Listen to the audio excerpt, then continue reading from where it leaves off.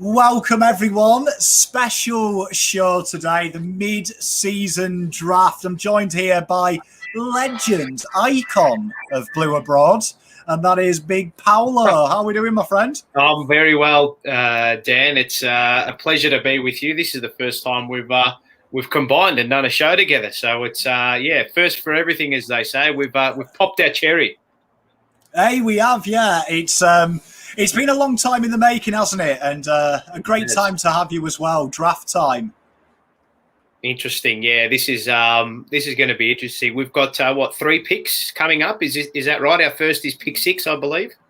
Yeah, it is. Yeah, we've got 3 picks this time, so we've managed to get the cut-off period. So 3 new blue baggers will join us hopefully this evening. Is there anyone you've got an eye on there?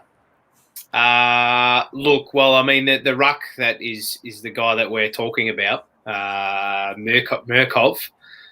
He's played. I think he's only played 1 or 2 games with us down in the Carlton reserve. So, look, I mean, whether or not we need another tall, I don't think so. I think there was clear evidence that we probably had too many on the bloody field on Sunday. So, I don't know if we'll get in before him. I look Freeman as well. His name has been branded about. I don't think the club will be looking at him because I actually think he'll probably get picked up before we have a chance to get him. So I think Xavier Maher is the name that's been thrown about for us as well. So I think we'll probably go for someone like him. I believe he was training with us in the preseason. Is that right? I'm not too sure. He was one of the guys who ended up losing out to Tom McDonald, who also got injured. So he had a chance. He did actually impress before he was ultimately sent away from the club. So he was one of the favourites at one point. Yeah, look, I think, you know what it is now. Like, I mean, we look towards these mid-season draft. I actually think they should become a mid-season trade period, like an actual proper, not guys just out of the reserves, but I think it should be guys out of the AFL as well. So, I mean, you're looking towards this sort of VFL quality. I mean, it'd be nice if we could start to pick apart sort of other guys from other clubs as well. So I think that'll eventually come in. But for now, we've got to try and pick our way through the VFL team as well. And look, maybe they might surprise us and go for a guy like Ben Crocker. I doubt it. Because that's sort of a buyer's beware pickup, given he's already been at 2 clubs. But, I mean, we need someone dynamic other than Harry up in that forward line. So, the Mitch McGovern project is, the wheels have well and truly fallen off that one as well. So, look, he could be a guy that comes in. He's been playing very good football down in the VFL team. But we will await and see what occurs, Pommy. It's always going to be interesting. You did mention we don't need another toll, but as Brendan Bolton used to say, what's better than 5 tolls? 6 toes. So I mean, that's where Pom is. Obviously, we have got the later picks, 20 and 25. As you all join us, good day to joining us as well. There's a few guys I want to throw out there, though, because we know Pom likes a dart throw, as it's well. And I've got two names that I thought we could discuss today. One's Noah Gribble. So Noah Gribble, yes. He's been in the press, little wingman. He's about as quick as you and me, Paolo, but the boy knows how to play football. He's got a very good boot on him. And the other guy that I'm kind of interested in, and I love a second chance from WA, Mitch O'Neill, the tackling prolific ball winner of West Coast. 2 guys that I think Carlton may have a sniff at if they are their pick 25. What are your thoughts on them? Well, Gribble is a guy that I remember calling him in a Northern Blues game when our VFL team was called the Northern Blues. And I think he is it right in saying I think he still is the captain of Werribee? He is indeed, yes, he is. Right, yeah. And I actually think he's a BNF winner with Werribee as well. So, I mean, he could be a guy. I mean, the midfield, and you speak about O'Neill as well with the tackling pressure too. We and you saw it on the weekend as well, Pommy. On Sunday, we were outdone physically. We were smashed in tackles, and I don't think our stars, I don't think, tackle enough. And look, I know Cripps has sort of worked his way up into the tackle count in recent weeks. Whether or not that's because his back has sort of healed and he's been able to physically, impose himself on the contest, that's probably what's occurred there. But I just don't. I don't think I've seen a game this year for us where we've gone into that game and I thought, geez, bloody hell, we are bringing the heat from a tackle pressure point of view. So maybe O'Neill might be a guy that we look towards. So, you've got to fill the void somehow. And I think we did that, and I know it was in the preseason this year, but we looked at a guy that was, Sardan Williams, because our meters gained and our disposal efficiency was completely down, last year and heading into the season. So we tried to go for those type of players. So, look, whether or not these guys can come in and do a job, because we do have spots available on the list, given we've got Marchbank and Cunningham down with those knee injuries, and then we've got as well with Mitch McGovern and that hamstring. So whether or not they try to replace those guys, potentially, I mean, someone like a David Cunningham type of player down in the VFL or from those lower leagues might be someone that we look towards. But look, it's going to be interesting to see who we pick up nonetheless, because no doubt the club is going to absolutely amp that up throughout the whole week, given the 4-7 record. Oh, well, I mean, we talked about it off air. We'll get some of your comments while you're here. We've got Eric Sean Pom, better luck than the top knot. Unfortunately, Paul can only dream of that. Hair reference. We like it. We've got Quinton Daniels. Good day to you. Key forward that can rock, a wingman with skills, and a tall defender. Tall defender's an interesting one, because you would say that is probably an area that we don't have depth in. There is Cody Rack there, the the Western Bulldogs NGA product, who has entered the draft. He would be around there, around the pick 20. Good swing man as well. Could be the future Levi Casbolt, dare I say it. Jesus Christ. Let's not get into that conversation. This is mid-season draft, mate. We'll have none of that here at the moment. So, but he is out there. But I would agree there with Quinton. I think he's absolutely nailed that. I think that would probably be the three avenues this club would look at logically, wouldn't it? Yeah. You know what? I actually think my thing going into this was we need to go and get midfielders, because it's an area of the ground that we seem to sort of struggle with at the moment as well. But what sort of peeves me as well is that we've got SPS, Dow and O'Brien who were supposed to be those guys, and whether or not it's like, well, if we go and get a whole bunch of midfielders, does that undermine those guys? But at the same time, you've got to move on quickly as well. If these guys are not up to a Pommy, we've got to go out and try and get guys who are going to be better than them. Simple as that, really. Well, you did see Marlon Pickett, didn't you, a few years back when he entered the system? Added the injection, didn't he? Yeah. Beck Ray just became a YouTube member. Thank you very much, Beck. We appreciate that. Adam Shaw's just let me know that I fell for the erection. Oh, no. This is what happens when you make Pom host. He falls for it every time. I do believe we're just about to have a pick in. We've got the first pick. Here we go. Am I correct? Callum Toomey. He's all over this. We've got some highlights coming up here at the moment. Here we go. For anybody who wants to follow along with us, it is live on the AFL app. So the AFL have given something free for a change, which is always nice. She's always nice, isn't it? Hey.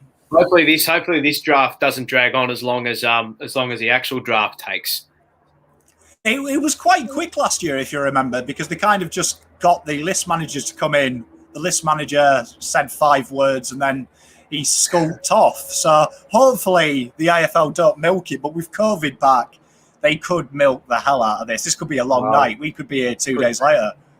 Well, I mean, you know what? And off that as well, like I look at this mid-season draft too, and I think, well, what are we going to?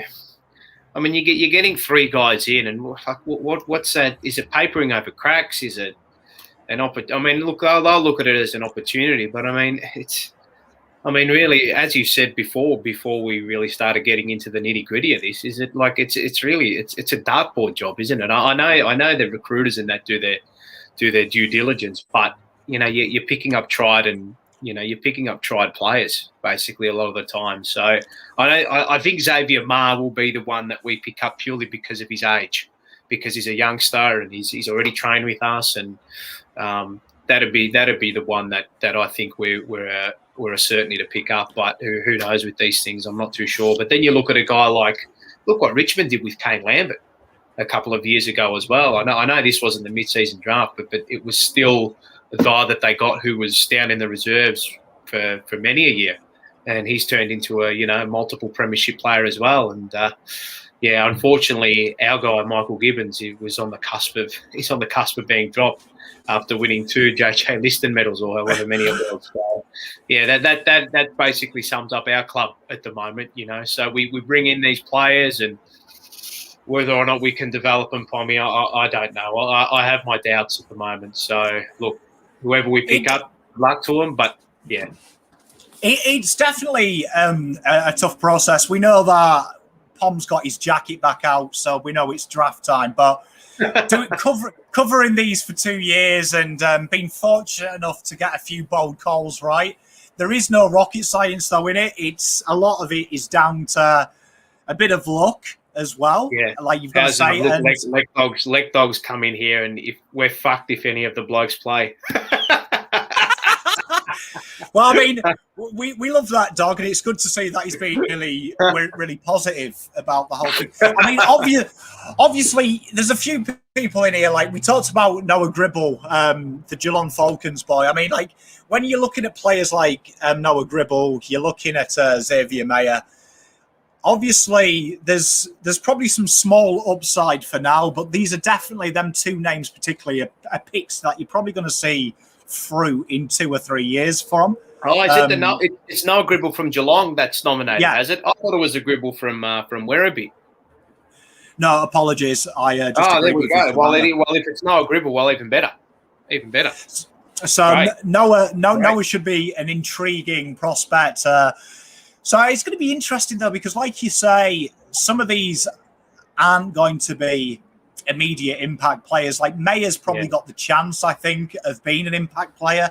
He's probably unlucky not to be drafted last year. Had a host of injuries last year, which probably saw him miss out. So it's going to be an interesting one because obviously Carlton do have a history of picking up an injury-laden player and it backfiring. So you've got to get it right at one point, haven't you? You do. Well, I mean, you look at a guy like Noah Gribble as well. I think from memory I don't know if did he do his ACL or he hurt his knee? He did, yeah. He did his ACL. Yeah, he did. Yeah. So and he comes out of a good football. I know it's a draft cliche, the Geelong Football Factory. But if you take a look at a guy like what we did with Brodie Kemp, I know we picked him up in the national draft. But sometimes you have to take a punt on these guys who have got a lot of talent, but who may have missed out on sort of a chunk of their main draft year due to injury. So I mean, I think good clubs back in their system and they back in their culture and they back in their development and they back in their their fitness staff to be able to get these kids right. And I hope to God with a guy like Brodie Kemp. We saw him in action in the VFL a few weeks ago. You can see what he offers. I think he's a classy mover as well. So look, I mean, I don't think we'll be picking up a player of his ilk that we've seen at the moment. But if you can find a steal, this is what good clubs do, Pommy. They find these guys out of the blue, out of nowhere, and they develop. Look at what Sydney have done with Tom Hickey. A guy who was on the outer, was all but certain to go and play probably VFL or in the league below AFL in any state, and they've picked him up and they've done the world with him. So, this is what good clubs, doesn't matter who they bring in, if you've got your culture and development and all your systems in place, then players will thrive. It's as simple as that. It's spot on, and you see it around all the other sports as well. For every Diaby, there's a Vardy. Isn't there? I mean, that's exactly right. Exactly right. Habu Diaby, Jesus. Yeah, and because it rhymes, it has to be right. So there is people out there. I mean, like when you look at, like, say, let's just look at some of the top prospects while they deliberate. I mean, you've got there's Jackson Carroll there, who many people anticipate to go top 2. You've got Ned Moyle. You've got Jacob Edwards. So 3 ruck forwards anticipated to go. Wiley Buzzer as well. Like he's, he looks like he's, out of wherever as well. He's got arguably the best name in the mid-season draft. So our social media team, if we pick him up, good grief, they're going to have an Eric Shun about it. I think just quietly.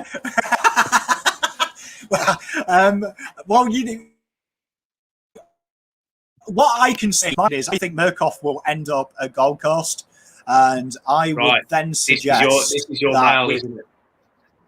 This is Pom's prediction. I reckon we will take Mayer with our first pick, and then I reckon we'll take Wiley Buzzer with our second. I think Wiley Buzzer will be at Carlton. Now, that's not any mail for Wiley Buzzer. I just think we're locating a forward ruck, and I think Buzzer will be the man purely because you and me have got the article written already, the Buzz Round Buzzer. Well, I mean, look, again, he comes from Geelong as well. So, I mean, we look at a guy who we picked up from Geelong who was on the outer 2 there in Lockie Fogarty. And, obviously Geelong saw something in Wiley Buzzer when they drafted him. And so, look, sometimes these guys just take a little while to come on. I mean, who knows? I mean, so sometimes these guys it sort of takes 2 or 3 extra years for the penny to drop, so to speak. So, look, we'll see what happens there. But, I mean, at the end of the day, I mean, Geelong have delisted him for a reason. It's as simple as that, really. So, look, we'll see what happens. Yeah, I mean, we've got good history. As we're talking about history, Wildy says we knew about Charlie Curnow's knee injuries before. Talking about injuries and history repeating itself, we do have a good record with getting players from Geelong, don't we? I'd say it's 100%. You're taking the piss, aren't you? I remember Darcy Lang. I never forget Darcy Lang coming over, and a great Geelong fan actually PM'd me and said the exact words, "You've got a real one there." He reminds me of an underrated Gary Ablett Jr. No word for a lie.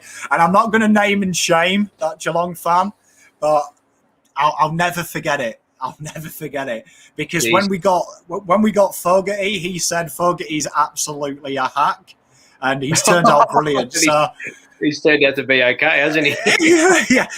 And he did tell me that Wiley Buzzer is one of the worst footballers he's ever seen. So I'm actually quite excited about picking him up. Okay, well, we might have the next Stephen Kernahan. Alex Thompson, he's telling us that Buzzer is as good as tits on a bull. Then again, he'd slot nicely with all the other VFL players we have at AFL level. It's good. It's good to know that Carlton fans are confident. 27 says we need Jesus. I'll tell you what. I reckon if our Lord Saviour came down and he stepped 1 foot inside Icon Park, he'd take a step back and said, "Fuck this." There is no chance. Not even I can save you. But mate, it's as I said, it's going to be intriguing as to who we pick up and what we get. But as I said, Pommy, you got to back your systems in, mate. I mean, they believe that they're on the right track. I mean, obviously, it's one thing to say it and another thing to do it. But we'll see.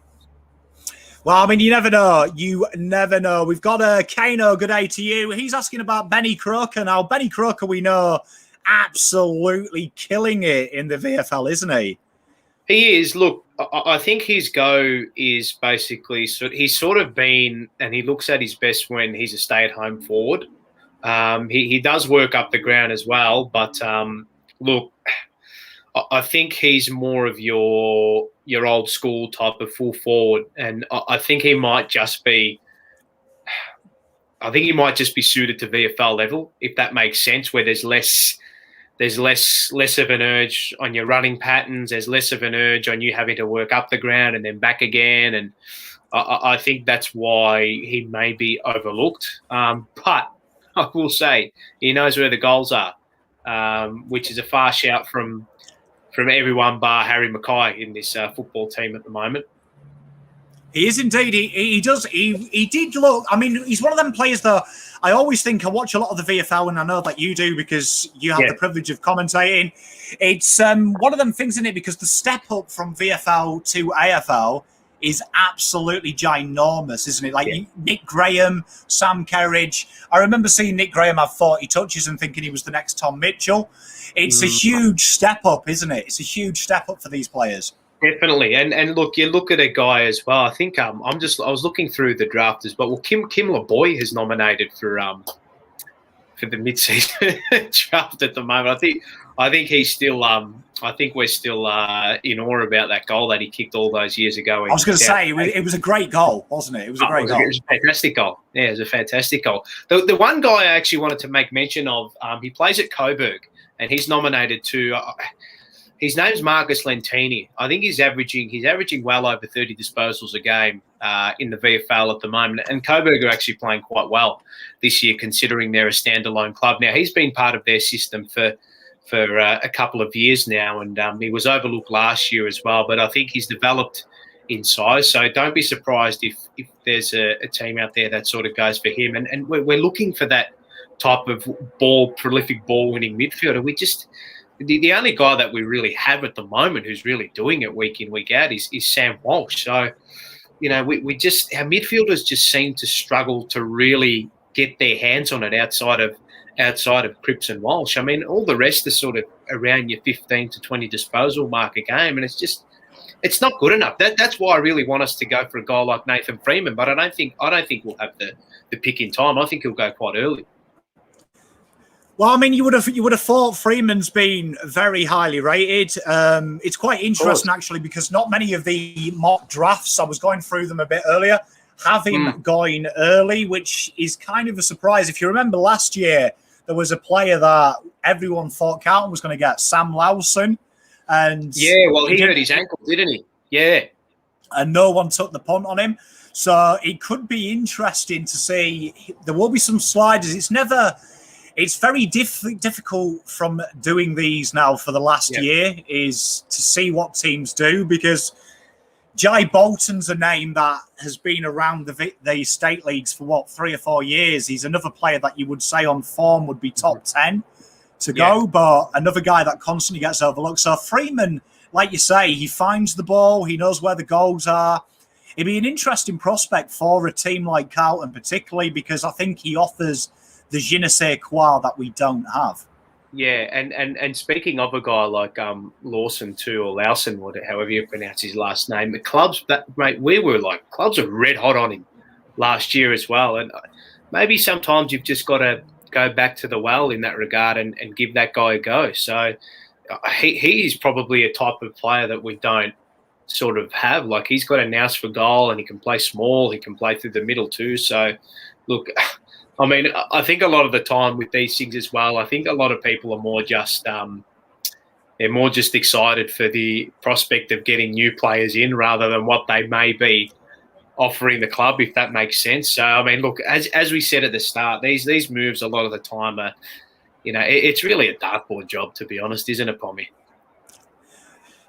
You see, for me with the mid-year draft, I always think that you've got to go for someone that, look at it as a free hit. Yeah. Look at it as a free hit because they're replacing 3 theoretically injured players. So if you want to be going for someone, in my opinion, probably like a Mayer, like a Gribble that you can give 2 or 3 games to this year and then ascertain, are they better than, say, Lockie O'Brien, Paddy Dow? Well, yeah, this is the question, isn't it? That's the thing. Are you going to get these players? And this is where I look at it as well. I mean, are these players, are they looking at it as a long-term thing, or are they just looking at it to say, well, we'll just get through the year with them and just see what we can manage? You don't want to put that ceiling on a player, obviously, but it seems as though, that's what might be the case. So, I mean, how many players do we have from a mid-season draft perspective in the team at the moment? That's a good question. Well, I mean, at the moment, we've got what? We don't. I'm Josh looking at DeLuca. I'm looking at the broadcast now, and this is a 2019 where we had Josh DeLuca, and then you look at what other teams have done, and Marlon Pickett was in there as well. Will Snelling for Essendon, he's a handy little player for He's the gone Bombers. well. Yeah, he's going very well. So, look, I mean, I don't want to mention them too much, but they seem like they've done a good job with him. So, remember Josh DeLuca. What are your thoughts on him leaving? Yeah, well, you've got a bit of insight into this if you want to reveal it. But well, I mean, let's put it this way: his leaving was very, very messy. I mean, I think Josh DeLuca for me as well signed as a midfielder, converted to a small forward. I think it was destined to be a disaster from the outset. Yeah, well, when you come to Carlton, it pretty much is, isn't it? And I think that, to me, that's what I'm hoping we do. If we are looking at a small forward, I'm hoping looking at a small forward. There's talk like Xavier May, an inside midfielder. That is where he's played the entire time. I've already seen people talk about slotting him across half forward. If he's coming as a small forward, I'm wanting us to pick up the best small forward at pick 6. So whoever that is, I don't want us to be picking. So Will Papley would probably come into that conversation if we're looking at a pure small forward. Yeah. Tom Papley's brother, Sam Lawson or Lawson, whatever his name is as well. He could come into that mold as well. But see, this is the issue as well. Like, I understand fully where clubs come from, and they say, look, you need to be versatile. You need to be adept to playing not just one position. But I still think that you look at what we've done.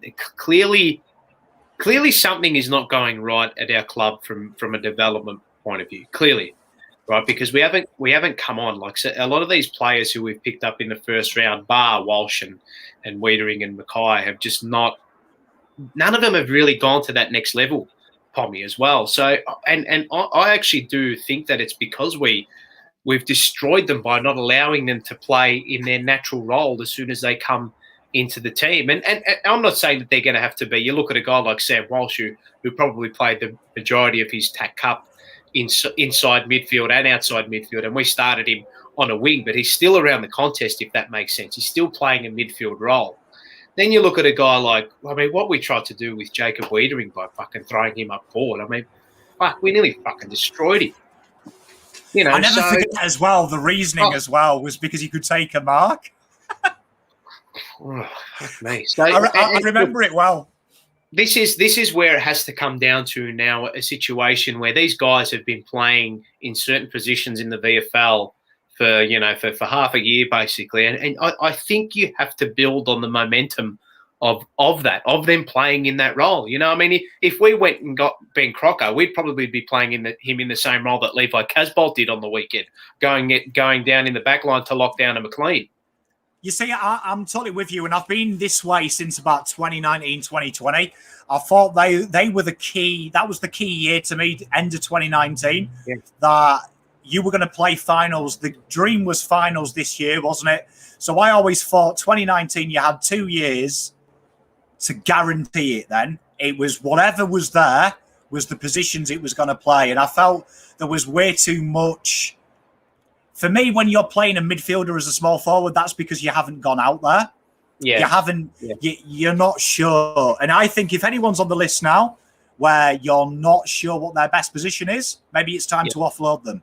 Well, that's the thing as well. I mean, as you said, and we spoke on the phone before we went on air with this, is that, if you're drafting a player for a certain position, and then you're not able to play them in that position because of A, their tank, B, maybe their skill or whatever it may be. I mean, well, why did you draft them in the first place?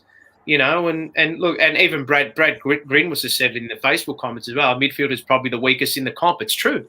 100% it is. It's very, very light. It's as light as my hair, basically. So there's not much going on. There's not much going on. John Lives, please say it. Teague out. Not yet.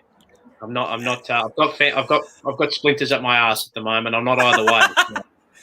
Well, we got the beautiful Blue Baggers boys. You've appealed to my heart because Charlie Curnow, round 16. That's all we need in our lives. Come on, be a Charlie Curnow fanboy with me. Charlie Curnow around 16, get around it. Yeah, right. Yeah, that's going to solve all our problems, isn't it? Make me happy though. I tell you, he look, does mate, things. I want him. He does things to me.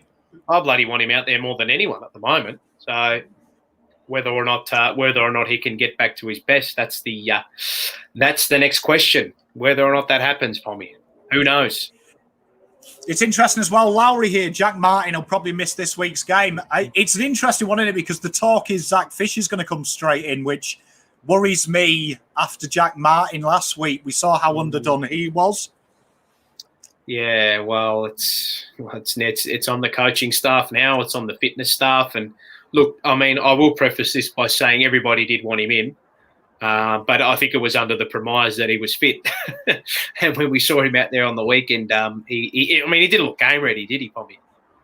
He didn't, did he? I mean, he looked like he was blowing after quarter one, didn't he? I mean, yeah. I'm probably fitter than Jack Martin is at the moment, and that's saying something. So, I mean, there it is. Let's see what else we've got here. Let's have a look here.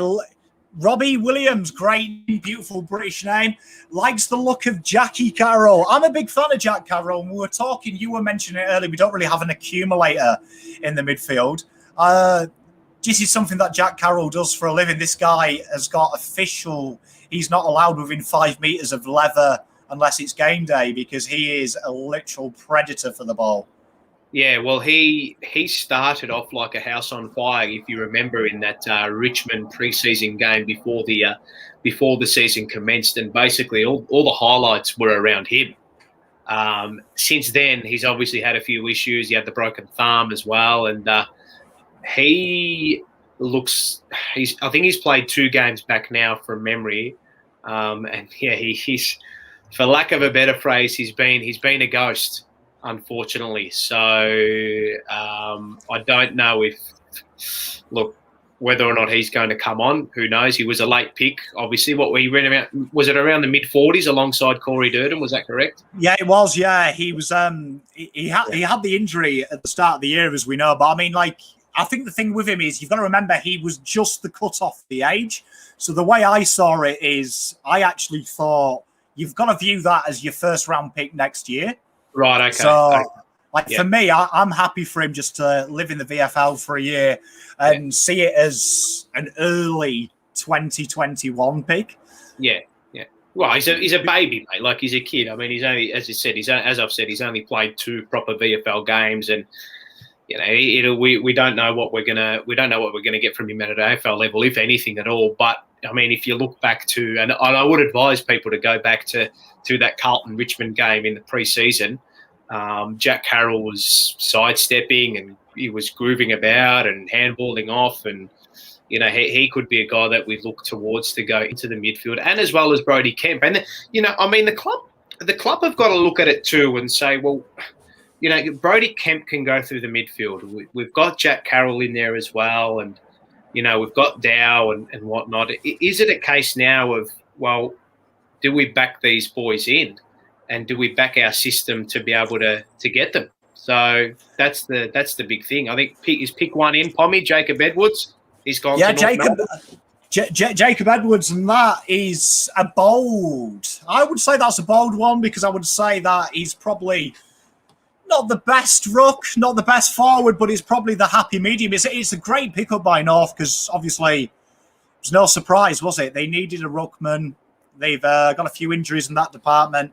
Probably not. They've got a lot of depth, but no one fit. So interesting Sandy Dragons boy as well. So Sandy Dragons, very, very good system to come out of as well. 202 centimetres, this young fella as well. So, and you know, I mean, Toddy Goldstein's not he's not getting any younger, is he, Pommy? Unfortunately, no. But tough act to follow, isn't he, Goldstein? But yeah, probably a good little shout if you play your fantasy football, Jacob Edwards. And the second one's in already, Jai Newcomb. So that is pretty much what everyone thought Hawthorn would pick up. So interesting that we've got two picks straight away from the AFL draft. They're smashing it through. There we But go. he was one of the Liam Brown. Get this one. Get this comment in. Get this comment in on Facebook. Liam Brown. I want to hear what people have to say about this young fella, Sam Ramsey. Looking pretty good too. I like the look of this kid. He was on the outer coming into the VFL season, and I was told he was probably the furthest away from getting a game.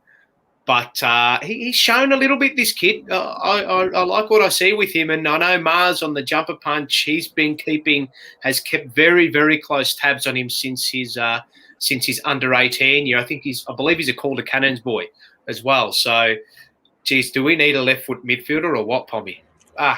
We do. One thing that impresses me is we went to the Collingwood game in pre-season. Me and Terry a few years back when we first drafted him, and I remember seeing him square up to Brodie Grundy, which really impressed me as the player of he is, because obviously Grundy, the size between him and Ramsey is quite big, but he's got a real bit of grunt about him as well. He's a real fighter. And you were talking about that. We don't have the tackle pressure in the midfield. He's someone else who really brings that angry. He plays angry. And he does. I think that's something that you can add to his repertoire as well. He doesn't give up easy. Well, I don't think we have enough mongrel inside that midfield, to be honest, Pommy. We don't have enough of it, to be honest. So that's something I think a Nathan Freeman would actually bring. I mean, if you're playing down at Frankston as a prolific ball winner, you need to have some mongrel about you down that way of town, Pommy. He is indeed. And as we're talking about this, we've got the Patrick Parnell and the legend that is Ash Johnson have gone to Collingwood, and Parnell gone to the Crows. But Ash Johnson was a guy that I just had to earmark that if he did slip, he could be something that's Carlton ready. He is a prolific goal kicker for Sturt in the Sandford. He's a South Australian boy. Yes, that's right. And South Australians, we know, are built tougher, so they tell me. Don't quite believe it, but I've been told they are. Well, apparently they do. They just complain about football jerseys, apparently. Isn't that the case? So, I mean, that'll be interesting. So, Carlton are only 2 picks away. So, it's going to be interesting. We've got this Tony is the one, here. The Gold Coast pick. Here we go. The Gold Coast pick. So, we've got Tony here while we're waiting for this, talking about Josh Honey. Now, we know Josh Honey is my claim to fame. I called that before it happened as my late picks. I'm a big fan of Josh Honey. I think he's got everything you want in a forward. What do you think of him? One word: explosive. He's good, isn't he? He's good, he's Josh. Yeah. Gold Coast, Ned Moyle. Moyle. Okay. Interesting. This could be interesting, because this could mean the Murkoff is a blue. It's going to be interesting because Murkoff has met with a few teams. So will Carlton bite the bullet, pick 6, or will they go with Mayer? I don't know who we're going to. Well, we'll find. We've got Freeman there as well. Sure. Michael Chedavalos saying, "Come on, Freeman." This is interesting. This is going to be very interesting to see who we get. I mean, you look at what's the area of the park that we are desperate for? It's midfield, isn't it? Well, I mean, for me, ball magnet is Xavier Mayer. He's killing it. I mean, 30 touches in his first game back. I mean, do I believe the hype? The next Luke Shuey is what the media released. Really, you're kidding me. No, Luke Shuey is his description. Jesus Christ. Well, maybe he can just be the next Xavier Maher, hey? How's that? You see, that's what I'm with you. That was something that Sam Mitchell said at the Hawks event. Don't try and be the next Kennedy or Hodge, be the next you. Correct. I think that's very empowering. Yep. Murkoff is a Carlton player. Hey! Alexander Murkoff. There he is, Alexander Murkoff. He is an absolute giant as well. We're talking Carlton big players, 210 centimetres, 105 kilos of volleyball prowess. Talk to me about Alexander. This is going to be very interesting. Now, someone can correct me if I'm wrong, but I believe he only signed a VFL contract, I believe, I think a week or two before he actually played his first game. And now this guy is as green as a billiard top at the moment. But I think what I liked about him when I saw him at the VFL is that he doesn't try to do too much. He understands, as Clint Eastwood once said, man's got to know his limitations, Pommy. And this man just knows his limitations. As soon as he grabs the ball, his first instinct is to, all right, who am I going to hand off to that is clearly a better kick than me? So I like that, the fact that we're trying to, or that he's trying to do the team thing early on in his career. So, look, whether or not he's going to be better with regards to ruckcraft than what Mark Pitternet is at the moment, that may be the case. So that's going to be interesting, because now we've got, who have we got now as our ruck stocks? We've got Tom De Koning, we've got Mark Pitternet, and then we've got Mr. Murkoff. Yeah, and I think it's interesting in when you look at him. For me, he's very wet behind the ears, like you said, green like a billiard top. Absolutely. I do think though that he's very beanpally, isn't he? We know that he's got decent athletic ability for his size. Yeah. I think it's something though for me that with a ruckman, I do think we need a ruckman. But I would have said we needed a ruckman today. I don't think we need a ruckman in 2-3 years. So interesting what we do with him. But congratulations to him. A lot of talent there. Be interesting to see what we do. Now it's just a regards. Now it's a regards of how we develop him, isn't it? 210 centimeters. I'm reading here as well. So. Big. 21-year-old, young fella too. So now it's up to the likes of Daniel O'Keefe and Luke Power to get the best out of him. And that those two guys now have, I would say, arguably the two biggest jobs at our football club, to nurture the young draft picks and these mid-season draft picks that we have, and to be able to get them into a spot where they are AFL ready. And we're talking about pressure on David Teague. The pressure is now on Daniel O'Keefe and Luke Power to get the development right, Pommy. Spot on. I mean, this kid, he's got it here. Like Josh Klebs, good day to you, WA legend, very green, but he couldn't be worse than Pitternet and Casbolt, could he? Give him a go against Nick Nart. Yeah. You laugh. I do believe he's still in quarantine, isn't he? I know that. I read that earlier, that was some of the issues with meeting interstate clubs, but wouldn't surprise me for him to line up against it. I mean, it'd be the most Carlton thing ever, wouldn't it? Yeah, oh God. Yeah, that'd be about bloody right. So, look, now it's a case of, well, now everyone's saying that surely this has to squeeze Levi out. Surely this has to squeeze Levi out. I don't think it will, because it's not really I don't think it's a replacement for Levi, because Levi hasn't been playing. He's barely been playing ruck this year, hasn't he, Pommy? He hasn't been doing it much as Richmond pick up Matthew Parker. That's a surprise. But you look at his numbers, 24 hit-outs this year, Murkoff in VFL in his 2 games. So it's not fantastic, because he did get them against a basketballer against Brisbane, you've got to remember. So a lot of people were saying, yes, he was against Fullerton.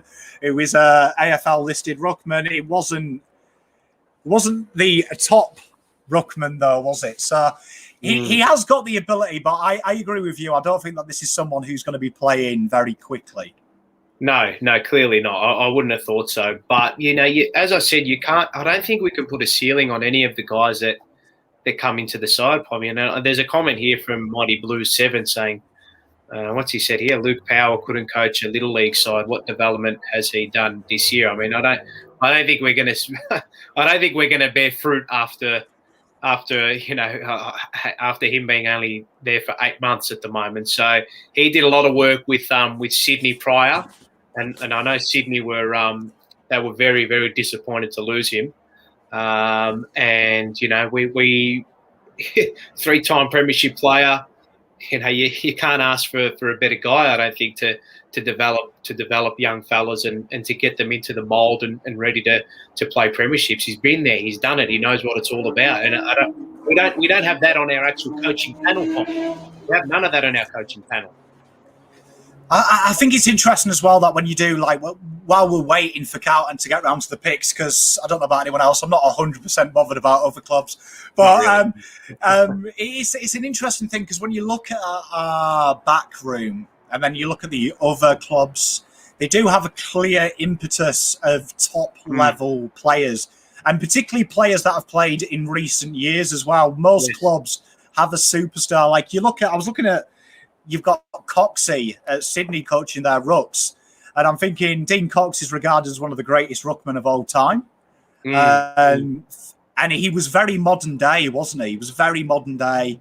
He comes from a winning culture as well. The Eagles were a great side when he played. And Absolutely. I think, where's that at our club? Because you can see some of these other clubs. I feel like sometimes we as a club get clouded by the imagination of an ex-player, someone who's Carlton. It's the romance, the Enid Blyton of the whole thing. Where you look at the other clubs, some of the other clubs have gone, right, we don't have a winning culture, so we go and steal another one. And you still keep your identity, but you're bringing in that culture. And I don't see any issue with that for me personally as a footballer. No, I don't either as well. And then, we're sort of hopefully looking at a guy like, Justin Lepage too, who was, a big part in the defensive system and the development of the young Richmond players too. And you look at what a guy like, I don't know, and I don't think we really know the type of impact that a guy like Choco Williams has had at Melbourne, but he's been like the man wherever he goes. He went to Richmond, and he sort of took Dustin Martin under his wing. I don't know if you remember seeing that come out as well. I mean, he took a gun, put him under his wing, and said, "Listen, young man, this is how you've got to play. This is what you've got to do. This is what it's all about." And look at what Richmond have done, and then look what he's doing. He's gone down to Melbourne, and they're playing out of their skin at the moment. So maybe it does take one guy to develop all these younger guys that they sort of look up to as a figure. It's interesting as well, because when you actually look, there was an article written by Jake Ben Wharton, I think it was, talking about linear progression of the AFL and how it's not linear. Hello to Jake as well, if he's watching. Yeah, it was an absolutely phenomenal article. I reached out to him as well about it, because I disagreed with looking at ladder position. I think if you actually look, at what Choco's done at Melbourne, you see a clear identity in the last 6 years of Melbourne of their ball movement when you look at the stats. And you can see Choco's come in and they're spread from the contest, the way their defence starts straight away from their midfield. They break, they create width, they create a line. That's all from Choco. You see them little 1%ers are huge. And I think when you look at Carlton, particularly our midfield defending, we struggle to separate from contests. We stay very compact. You see it quite often. The way you get through our midfield is by going wide, but then cutting back inside as we adjust to that. And they're the little 1%ers that Choco's brought. He's brought a very good structure to their midfield that makes them a defensive and an offensive threat. And I think there's coaches around there. I think you've just got to be bold and do it. And I think I see it a lot in the Carlton forums, and I think Carlton fans don't realise how much impact we have, because when names like Hawthorn players are linked, we get the "I hate Hawthorn." Do you remember that time that Alistair Clarkson and punched a player at the Battle of Britain? And there's my issue. Like, I don't care who is coaching us. I don't care who they supported as kids. I don't care what they've done to us as players. I want them to bring what I hate them for and make me hated by an opposition club. That's all I care about. I think there's players out there. Spot on. Absolutely spot on, mate. We lack that ruthlessness. I think we've become too nice as a club. And you know what? You could almost see it in our draftees that we've got. SPS, O'Brien, Dow. They're too nice. They don't have the one who excites me the most and is Liam Stocker. He's the one that excites me the most out of all of them, because he's got the pizzazz and he's got but the problem is that I mean, they're playing him in a lockdown role, Pommy. And I mentioned this on the Jumper Punch last night. I mean, how were you supposed to develop a young kid? And I don't know what you guys think in the comments on YouTube and Facebook and all that. I mean, how are you supposed to... Yeah, let us know about Stocker. Yeah, how are you supposed to develop a young kid if you break... I mean, it's like you're breaking his heart. You know, he's wanting to go out there, and you look at what he did in the reserves game before he came into the team. He was running riot. You know, 38 disposals. He didn't really have a man. He was playing loose and free, and I just think you have to utilise that ability. I think you have to utilise that, and as a kid, you want to go out there and you want to have fun. I mean, you don't want to be worrying about fucking a guy like Tom Papley, you know, getting out the back and of you and kicking a goal and then celebrating like a madman. So, you know, I worry so much about our development at the moment, Pommy, and this is the thing too, is that I see a lot of it, and I'm guilty of this as well. I complain about the development, right, of these young players, whether or not they're talented draftees or they're from a mid-season draft or whatever it may be. And then I say, well, we've just got to play them. You've got to play the kids. You've got to play the kids. Well, but we're complaining about development, and then we're saying, well, just play the kids. But it might be an argument of, okay, well, we've got to develop the kids by actually playing them, if that makes sense. So clearly we haven't got things right. For me, with Liam Stocker, and it's I had the privilege of, this was pre-COVID, I managed to get to see a lot of this guy, and I remember me and Terry covering him. I was very excited about the acquisition. But like, if anyone who went to go and see him at the time, the wonderful thing about him was his ability at Sandy to break and get forward and snag goals. He was a very offensive, but also a contested threat. That was his skill set. His ability to go down forward and kick goals, to break lines, to be explosive, a true contested central player. Yeah. And I can tell you now, from seeing about 5 games of him in the flesh, not once did I look at him and think defender. He's the antichrist of defence, because his skill set is running forward with his face towards goal. He made our possession defences nervous because he was so contested. It's what is he learning on Papley? Like, what is he learning apart from to get a bath? Well, that's exactly it's banter. Right. It is banter. As a selection, Stocker. Carlton's second selection is Jordan, the hitman, Boyd. Interesting about young Carlton there. Old Jordan Boydie. So midfielder from the wonderful Maribyrnong Sports Academy. Maribyrnong, Pommy, for you Pommies out there. Maribyrnong. Sorry, but spent a bit of time with Footscray, so he comes from a good little area of the woods, highly rated by them. Kicked some very good goals as well recently, but very top-rated player. So it's going to be an interesting one, this from Carlton, because a couple of years ago, highly sought after, and he's now at Carlton Football Club. What's everyone's thoughts about that? Well, there was a little comment in the section here, just going back to Stock. I know we picked up this guy, but we'll quickly go. Stephen Stavros Soros has mentioned that Ratton played back pocket for 2 years prior to moving on ball, and it worked for him, so it may work for Stocker. That could be the case. That could be the case, Pommy. That might be something that works there, but I just don't like seeing gazelles have their heart broken by the reins being pulled down on them, Pommy. That's my bugbear with it at the moment.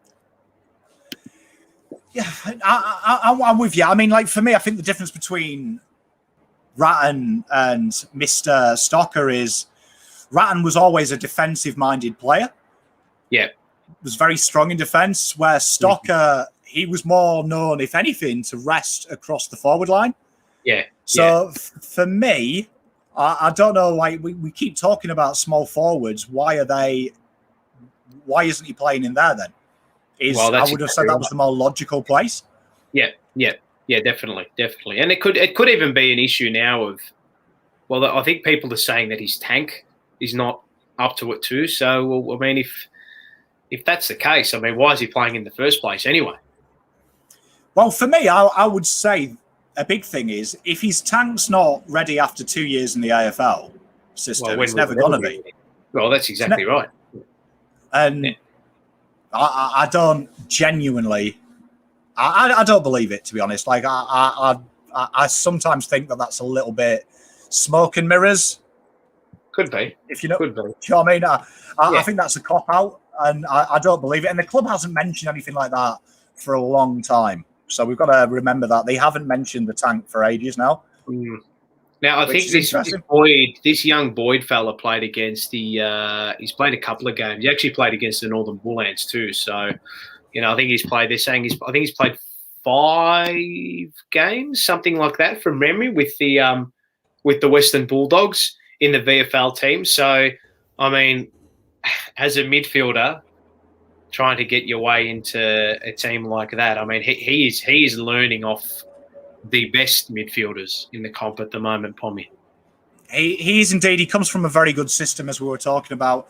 Loves the snag as well. So, I mean, it's going to be interesting to see. I mean, obviously, Carlton, they've rolled the dice somewhat because not many people were talking about him. He was way down in my notes as well. So, you've got to be bold, as they say, don't you? You've got to be bold. And Carlton there haven't gone safe. Carlton pass on their last pick. So interesting. Boyd and Murkoff are Carlton players. Okay, very, very interesting. So I'm looking through the stats here as well. So Boyd, young Boydie here, Jordan Boyd, has played 5 games at the moment, averages 16.4 disposals, 13 kicks and 3 handballs. So he's a very kick-centric midfielder, which is something I don't think we have enough of at the moment, Pommy. We've got Big Cripper in there, but we know what he's like by foot. He likes to give the hands instead. Walshy has, he's come on with his ball winning, with his ball use via foot as well. And Ed Kerner, we know all about his kicking. Well, I think it's a really interesting point you make there, kick-centric, because it's my criticism of this tactic. We've consistently ranked bottom 2 for kicking efficiency for the last 4 years. Yeah, well, we are bottom at the moment. We're bottom at the moment, Pommy. We are 18th at the moment, and we are a kick-heavy side. We know Teague loves a kick. It was the same when he was the Bull Ants coach as well, and it's the same here at Carlton. We know he's kick-centric. So it's a midfielder that fits what Teague's about, and you would say that quite often our midfield, he doesn't like the handball. We know Teague is very critical of handball chains.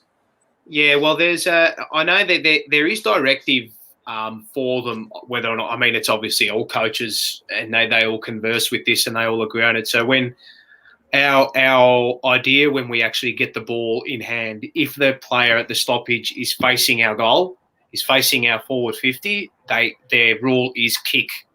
It's like, don't worry about looking. It's gain territory. So I don't know what you make of that, but yeah, make of that what you will, Pommy. Well, we know I'm old school. I like a possession-based game. If I was a coach, it would be very Pep Guardiola-esque. But it's high risk, high reward. But Murkoff and Boyd, they are Carlton players now. Yeah, well, this is it's an interesting move. So look, the club have already gone and posted stuff up. So as I said, I mean, this young Jordan Boyd fella, I think they're saying that it looks like here that he's a small forward and they look like they're going to play him. This is what the actual Carlton post says. From Spotswood to Icon Park, a small forward with speed and skill. So, he might be a guy that we throw through the midfield as well. And as I said, he's been, he's around premiership players in that Western Bulldogs mould. So, you're looking at guys who we need to, pick their brains, and he might be able to, as a young fella, he might be able to go and give us some insight into how the doggies actually do it as well. I think it'd be interesting because just checking here as well, there's a few posts here from doggies fans that have been wanting him promoted in the list, and we're hoping that they'd enter the draft this year and get him. So they're pretty good people to make an assumption of, because obviously they see him a lot more than we do. Like us with VFL players in our VFL team, a lot of people have been mentioning the Croakers and the Woolers even was mentioned. So it's going to be interesting because, I mean, there was a few players on that board, and Carlton did drop that Mayer thing, didn't they? The Mayer seemed the most logical choice ever. So obviously they've gone with a directive, and he suits the bill, doesn't he? Kick heavy, loves a goal, bit of pace. You can see him swinging through that wing position maybe as well. Well, I'll tell you. I'll read out what they've actually said on the website, or what our list manager said about him, Nick Austin. It says we're really pleased to add Jordan to our football program. Blah blah blah. 22 years of age, someone who has fought for everything that's come his way. He's grasped the opportunity of VFL footy with both hands, and we feel he's the kind of player who can thrive in an AFL environment. We've liked his work mainly as a forward, but he's also someone who can get involved and work up the ground. That's where I saw him down at the Footscray game when we played against them at Whitten Oval a couple of weeks ago. So they've said that he's a good ball user and a lovely finisher around goal. So we think he's going to complement what we've got in that forward mix. Big words. Well, no pressure. Big words. I mean, it's an interesting. I mean, Carlton. I mean, one thing I'll credit there is he's probably a form player this year, which is fair to say. So it's going to be interesting to see how that slots in. I mean, really, though, looking at them selections, it doesn't say to me that I can't see them playing very quickly. No, not with the guys we've got. Well, you look at the forward line and you think, well, Betts and Martin and Mackay and all those guys, and look, well, and then we've got Corey Durden, who's probably going to push his case as well. And someone in the comments as well, I'll scroll up here. Sean Carroll as well mentioned Nick Austin would know him well. Now, Nick Austin, he would indeed. He's the former list manager of the Western Bulldogs as well. So clearly he's seen something in him there and thinks he might be some sort of a steal. But look, I mean, whether or not these players really make a difference or whatever they do, as I said, you can't put a ceiling on them, Pommy. You can't just say that, because we've picked you in the mid-season draft, we think that we think you're only a short-term proposition, and blah blah blah, and we don't have much expectation on you. But that shouldn't be I don't think that should be the mindset. The mindset should be, sky's the limit. Come to our development, come to our program, and we'll try to get the best out of you. Whether or not that happens, who knows? The odds probably don't stack in our favour at the moment because of how we've developed players in the last couple of years. But time will tell, Pommy. Time will tell. I would say you were talking about backing your system in earlier. Yeah. I think Carlton there have definitely backed their system in with Murkoff.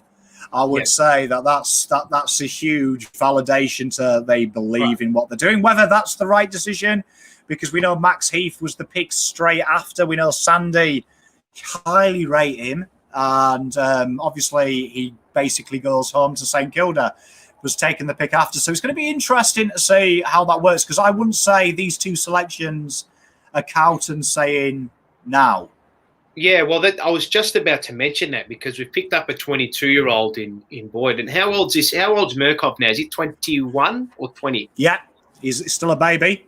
Yeah, so clearly they are looking at, developing these type of players. Well, clearly Murkoff needs it, because he's, as we said, he's quite green and raw, and as a ruckman, you need time to develop as well. So, look, I mean, we've picked up. It might be a situation that we've picked up guys who we think we can make a steal of in the next, couple of months, who are not clearly going to come into the side straight away. Because I think if you look at it, and as you said, you alluded to as well with Boyd, is that we've probably got players in that position at the moment. Whether or not they're going to be replacements for them, who knows? I mean, as I said, only time will tell. But it's interesting that they've gone quite young. Is that a sign of things to come in the draft towards the latter end of this year? Yeah, you see, I think here Justin Bell has alluded to what I was just about to answer your question with. Right. We won't have an early pick if we trade for Chera in the trade period. So Xavier Mayer in the second round. I think these picks kind of say to me that Carlton might have seen this as our first round pick next year. So for Murkoff and maybe Boyd might be better than what we get next year, because I've got a sneaky suspicion that this year our first rounder will be traded out for procured talent. So I would imagine that they would have thought, if we don't have a first rounder, our first pick won't be pick 25, 26. Right, so therefore, Boyd is probably ahead of where these guys are. So we get 6 months to get him used to the system. Yeah. Next year, we'll see what happens. And I would say that this is probably a straight shootout with Lockie O'Brien.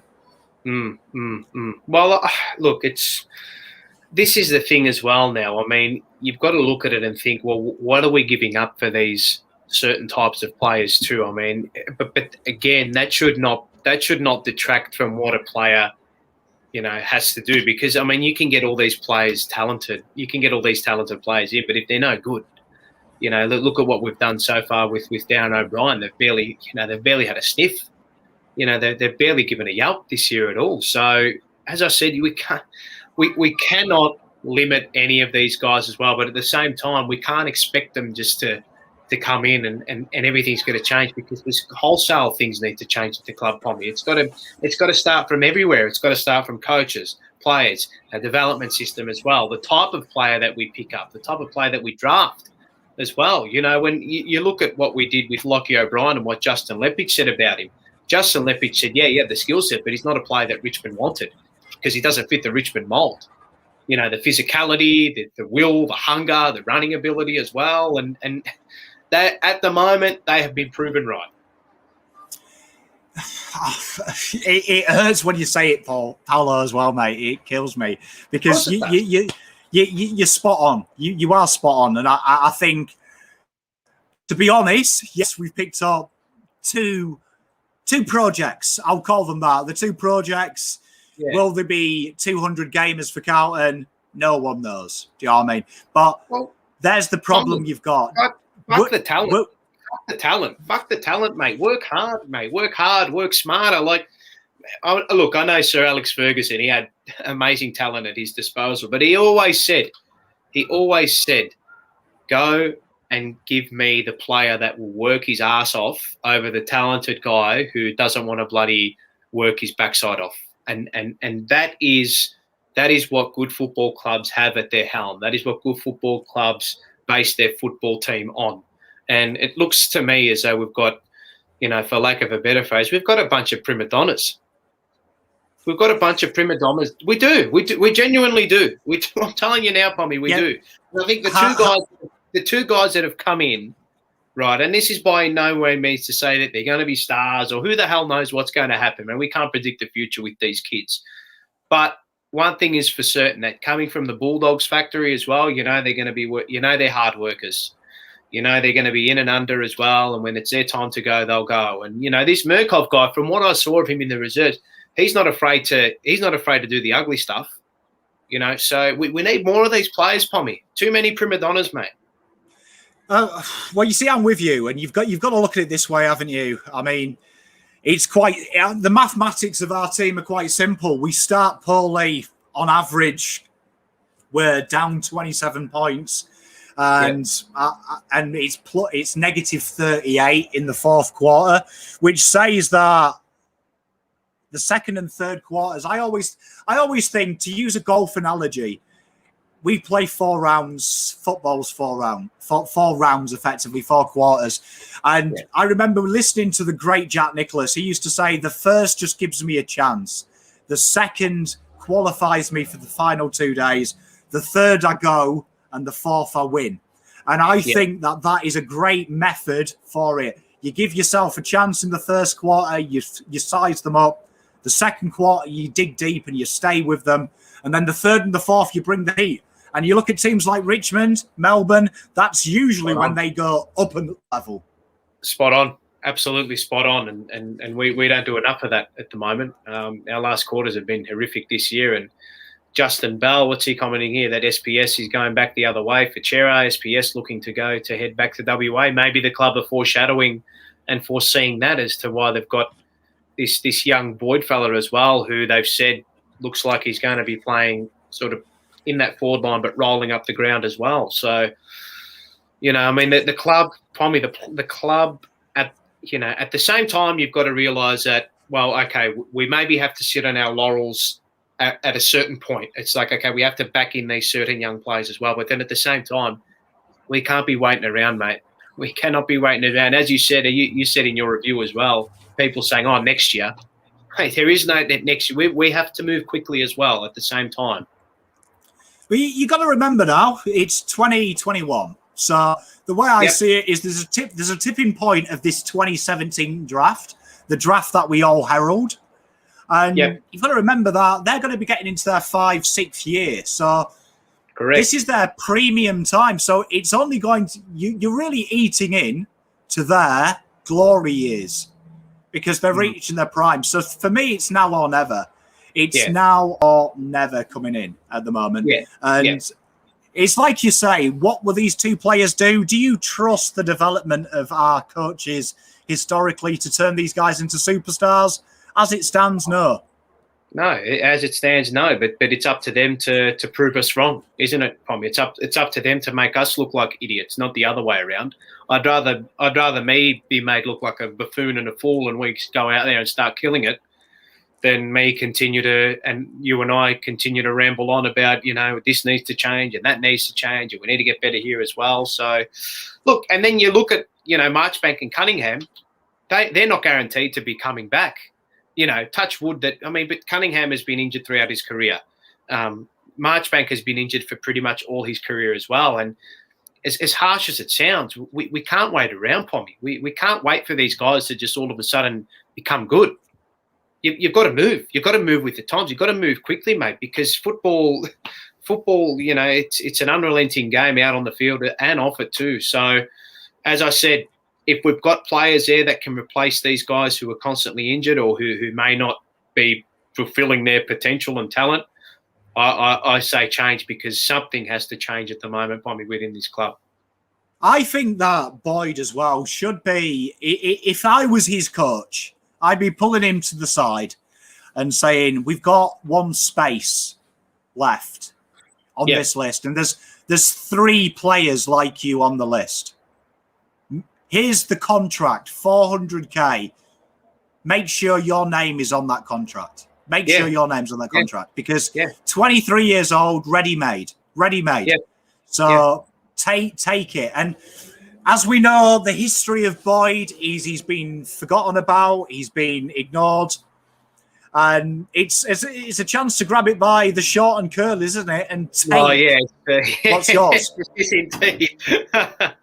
Well, I look at it too, and I think to myself, well, we haven't done something like shock the team or shock the fans or shock our selection crew or anything like that. What? Why don't they just go out this weekend and say, mate, Boyd, you're playing? Well, could he do any worse than half the other bananas we've got in there at the moment?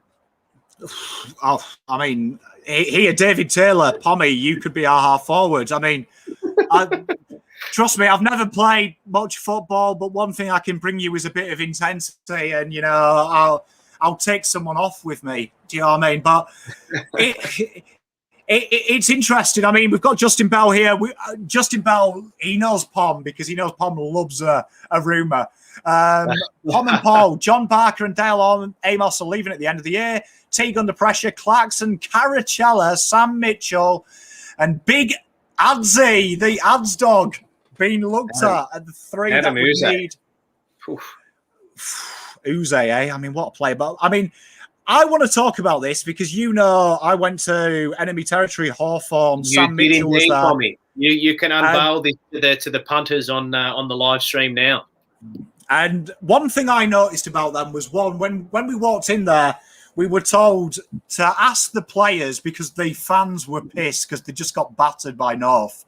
Yep. And there was a lot of people who were in the waiting room going, club's fucked, I pay membership. There was one guy going off at the front because he was like, what do you mean I've got to wait for a beer? What do you mean I have to wait for a beer? I had to watch you idiots lose to North. And he was fuming. And they said, I want you to ask all the players, tell them you're unhappy. And I saw like players going off at Sam Frost. This old guy was berating him, going, you're useless, mate. You're the worst player ever. And Sam Frost is calmly just letting him know. He's just letting him know that he feels the same. It wasn't good enough. And one thing that impressed me was they were just adamant that It wasn't good enough. They stood up. They did the talk. 2 years from now, we'll be back playing finals, but that's too long for a team as good as us. We're sorry. We're working on it. And Blake Hardwick had the greatest chat with me. He said to me, we were scared of losing and we became vulnerable, and we've never been vulnerable before. And we have to learn to work together and build, because the next 2 years we will win or lose as a team. And after 2 years, it's about aiming to replicate the 4P. And I was thinking that is so empowering. But Sam Mitchell, now, people who know me know Rangers are my life as well as Carlton. Sam Mitchell has that Steven Gerrard vibe about him. It's when he was talking about the young players, telling them, don't be the next Hodge, don't be the next XYZ, be the next you. Sam Mitchell talking about, if you go onto the Hawthorn Box Hill website, you've got videos of him talking to the players. Yes. And you want to hear what he says. Things like, sometimes the conversations are going to be tough. Sometimes you're not going to agree with me. But no, if you listen to me, you will get to where I believe you should be. Absolute empowering words. And I think that is what Carlton needs. That I think it's a young list, and it's got to be focused there. And whether that's Teague, I don't know. I'm more on the Teague out train already. I don't think it's going to work. But I think if the next person comes in, it's got to be someone that I can guarantee success. And my pop, bless him, God rest his soul, war hero, used to say, be the man you want to be beside in a trench. And I think Sam Mitchell is the guy that I'd want to be behind in the trench. I'd go into the trench with you as well, Paolo, mate.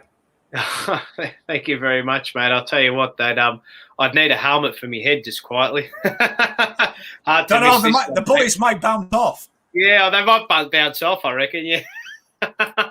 Paul can be our new goal sneak next season. Well, I'll tell you what, I reckon I stuck my way up to Sydney over the weekend to go watch the boys, so I reckon I might be able to be the goal sneak. But Eric Shun, he's getting involved.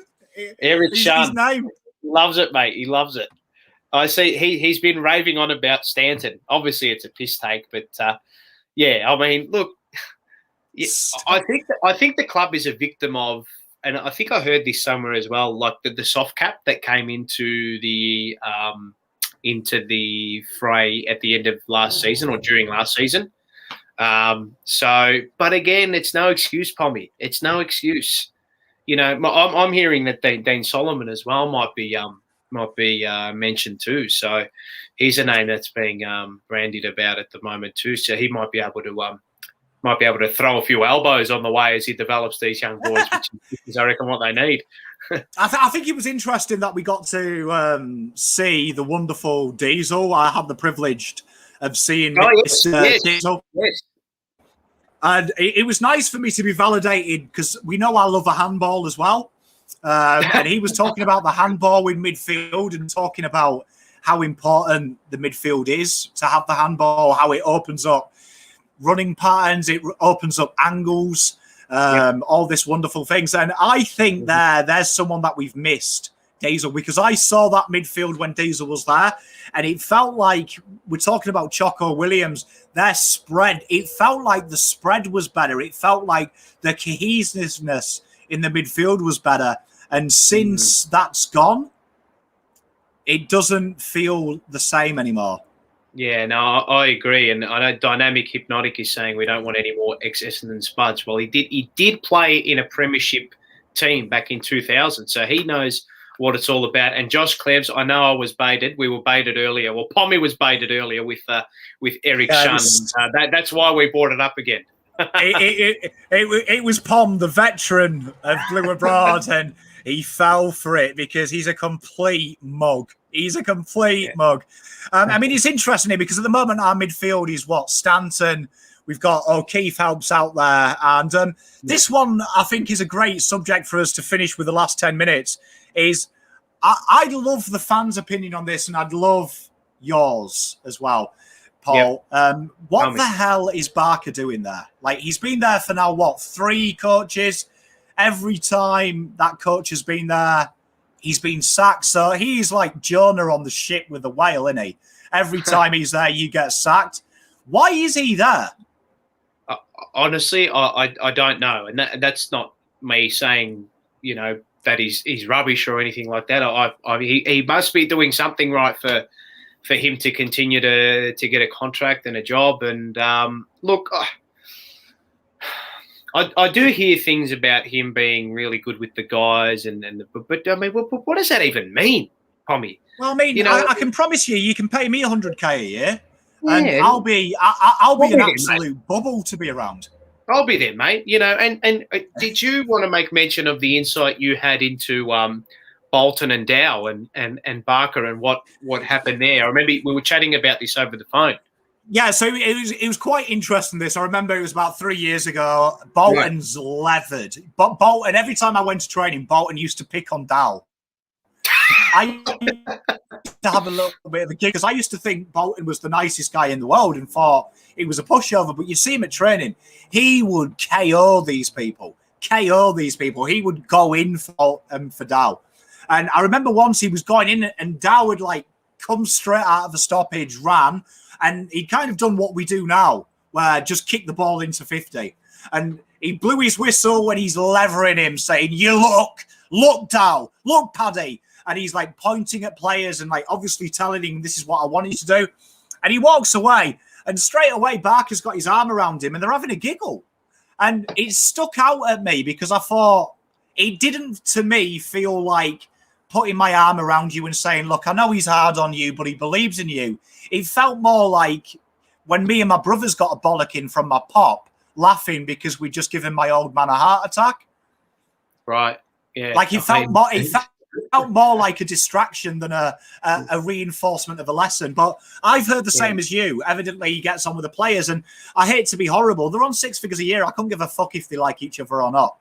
No, I agree. And I have a very close mate of mine as well, who's a big Sydney man, and he's involved in footy circles as well, and played junior football as well, and was a good footballer. He knows a lot of the AFL boys up there at Sydney, and a lot of them at the club is sort of like dislike Horse. They think they think John Longmire's a real taskmaster. He's a real hard bastard, but he is respected and he gets results, Pommy.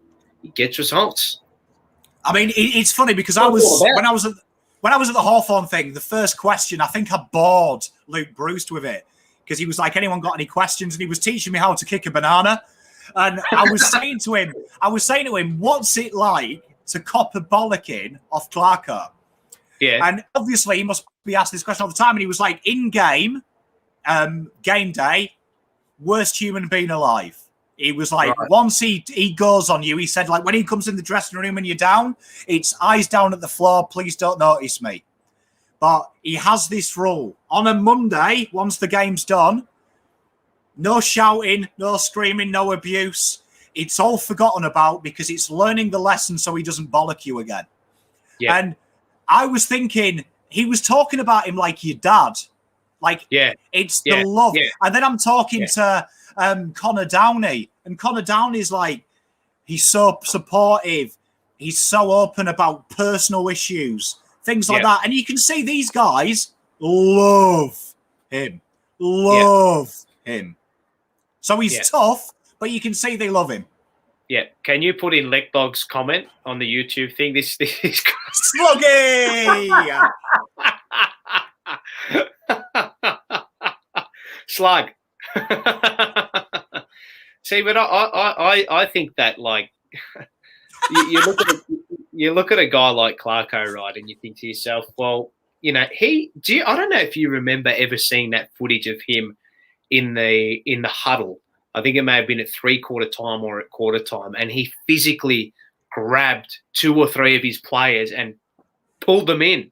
And it was basically get your fucking self together. It's fucking not good enough. Lift. And he was seen fucking putting his fist through a fucking plaster wall at the MCG in a coach's box. Well, I mean, like I know nowadays he's a bit violent. We were talking about it. I had the privilege of spending time with Neil Warnock when I was back in the UK. And right. He is like he is as a person on game day. So, and like I was saying to you, the consistency, how he talks to the press, how he talks to the players, how he talks to everyone is how he is. And then if you speak to other managers, Alex Ferguson, all the players say how he was personally was how he was with the press, was how he was with the players. I always think if you look at Carlton, any of our line coaches, any of our coaches, the apple doesn't stray too far from what they are. So I think Teague is very nice. He's very nice to the players. He's very polite.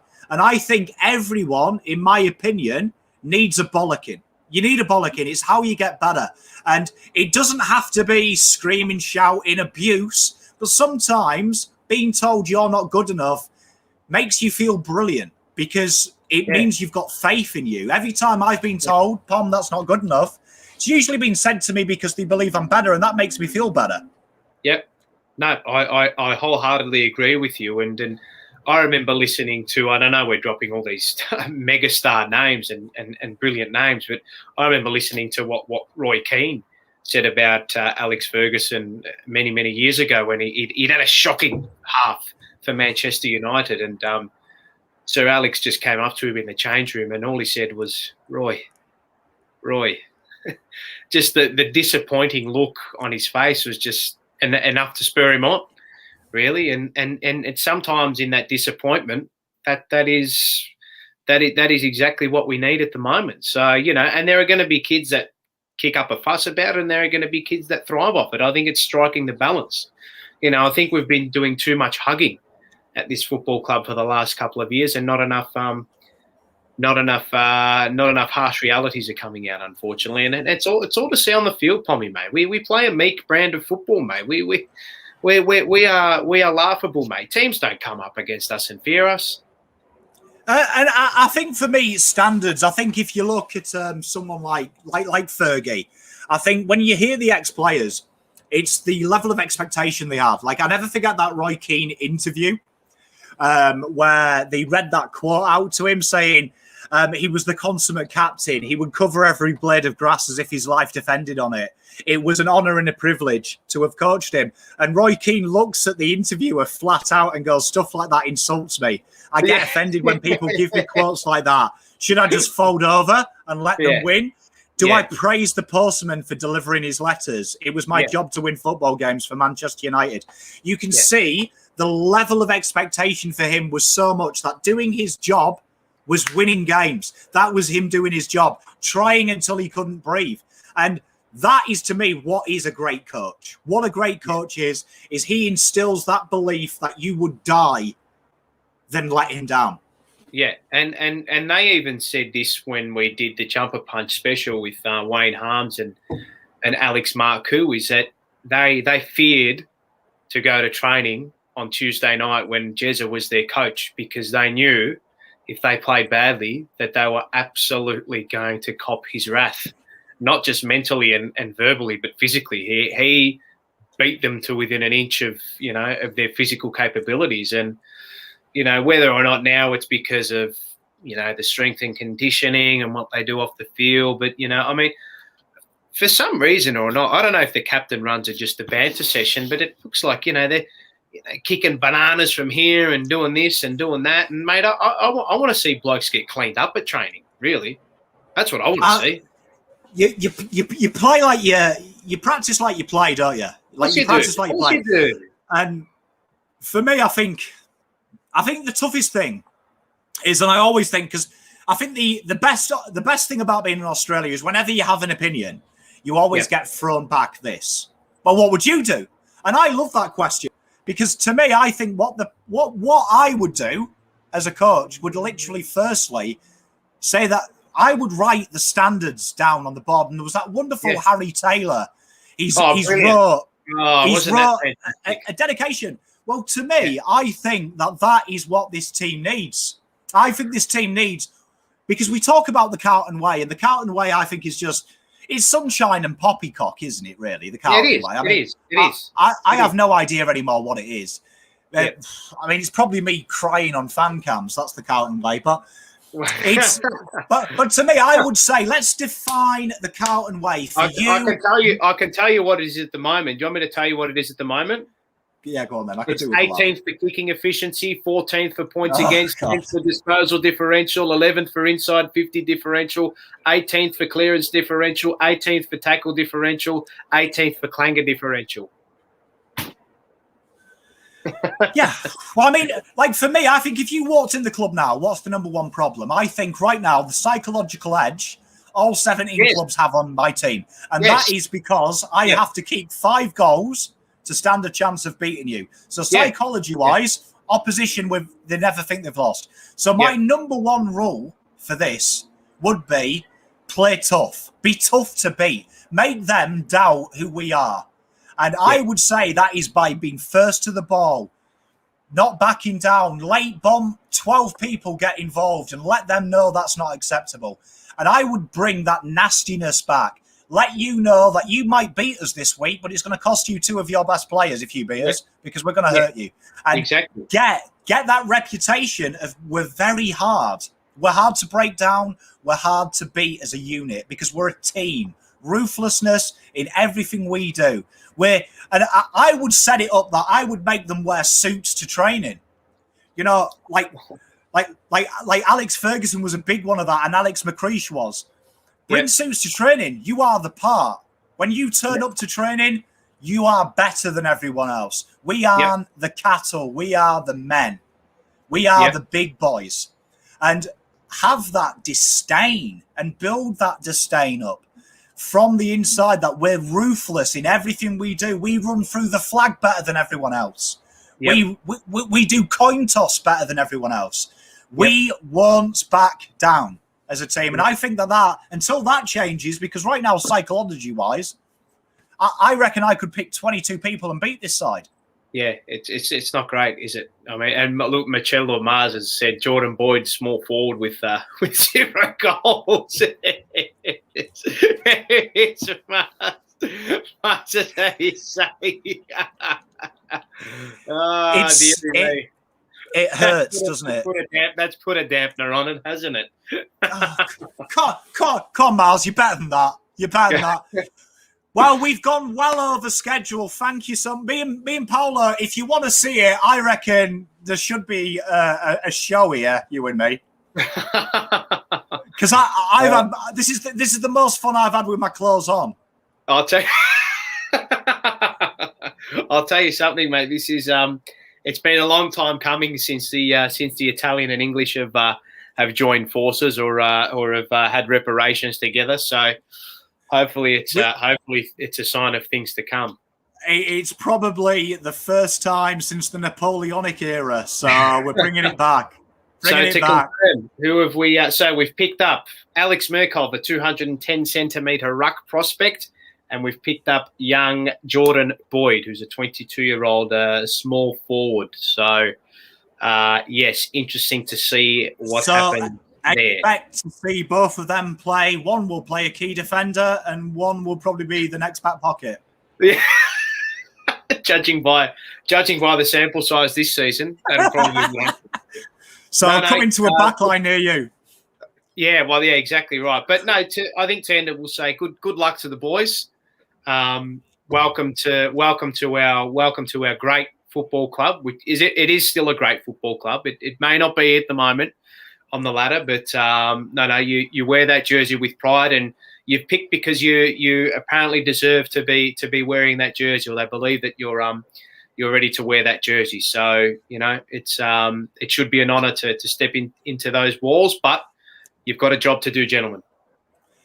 You are walking into the very fabric of the AFL. So when you walk through that name, my message to Jordan and Alex was, when you make your debut, you go out there not as 22, you go out there as over 100,000 people with you. And all we want you to do is give 100%, and we'll give you 110%. Mm-hmm. Definitely. That's exactly right. I think that's a fantastic note to end it on, Pommy. Go Blues, go smash the Eagles, because they're not a real side. All the best, guys. Enjoy. We'll chat very soon, and don't forget, follow me on Twitter as well at PaulSeb05, Instagram, Facebook. Flick me a message, flick me a follow, flick me a like. I'm always happy to have a chat. Yeah, and Same with me, Pommy and Oz. You'll find me on all social medias with a pretty face. So and don't cheers, forget guys. the Jumper Punch. Jumper Punch as well is gone to wear too. Don't forget that. Jumper Punch, and also subscribe to Mars on Instagram. Best Instagram in the Insta world. So Jumper Punch Thursday nights, boys. Well, tomorrow is the Blues Footy Show as well, so stay tuned for that. The Blues Footy boys will be rocking with their thoughts. Enjoy that, and we're out. Hooroo, guys. All the best.